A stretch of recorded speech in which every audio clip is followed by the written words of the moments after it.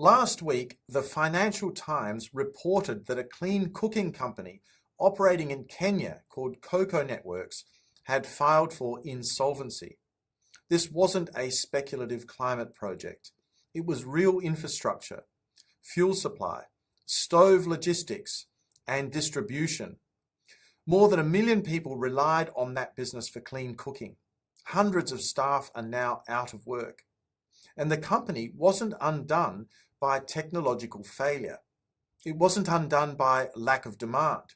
It was undone by a breakdown in how carbon markets are being governed under the Paris Agreement.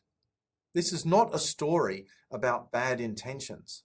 It's a story about market design and what happens when political discretion replaces predictable rules.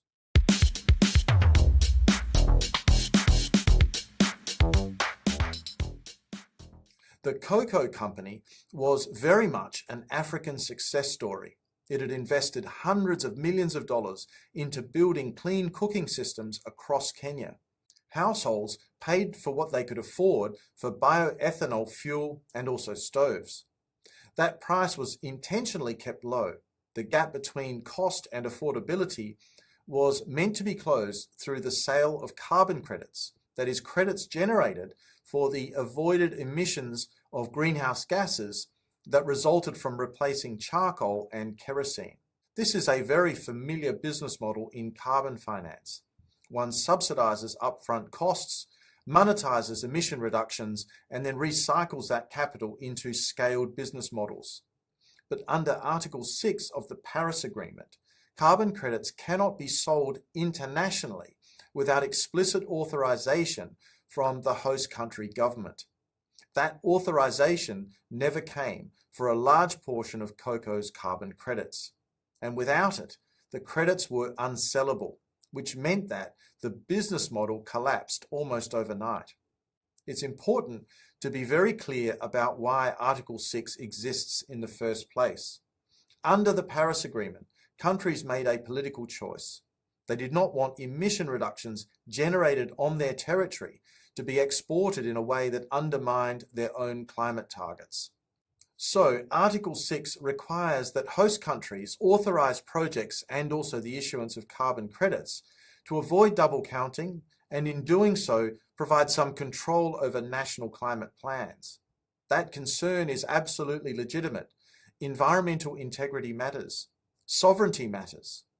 But legitimacy of purpose does not actually guarantee quality of design. And when authorization becomes discretionary, slow, or opaque, it introduces a form of risk that markets are structurally ill-equipped to handle. It's very tempting to treat this as a tragic but isolated case, but the reality is it is not. It reveals a much deeper structural problem in how Article 6 carbon markets are being constructed. Under Article 6, governments are encouraged to play multiple roles all at once: policymaker, regulator, authorizing authority, and in some cases also commercial participant. When those roles collapse into one, markets stop behaving like traditional markets, and they are forced to take into account the ambiguity that is created. Most risks in markets are continuous. Prices move, demand fluctuates, costs rise or fall. Investors model those risks and then decide whether the expected returns compensate them. Authorization risks under Article 6 are somewhat different.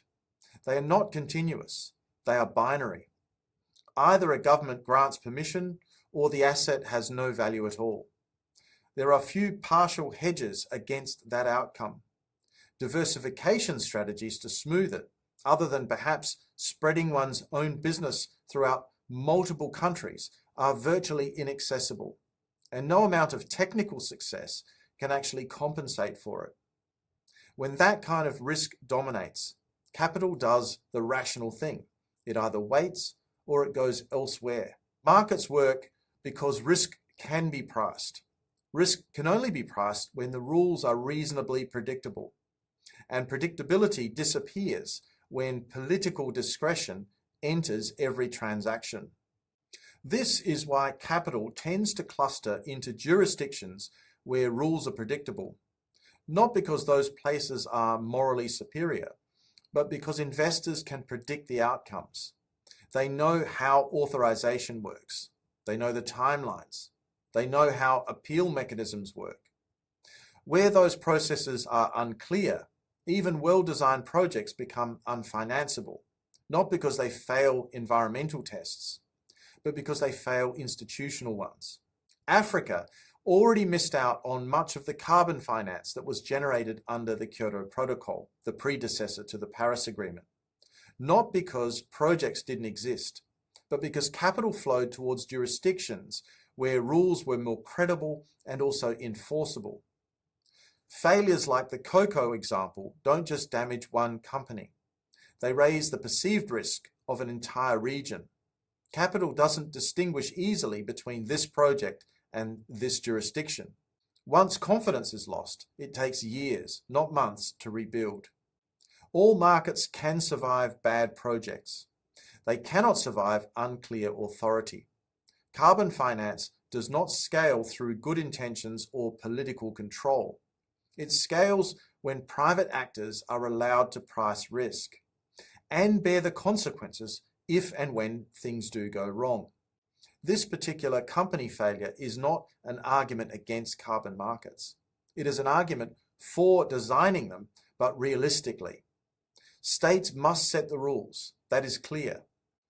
They must protect environmental integrity.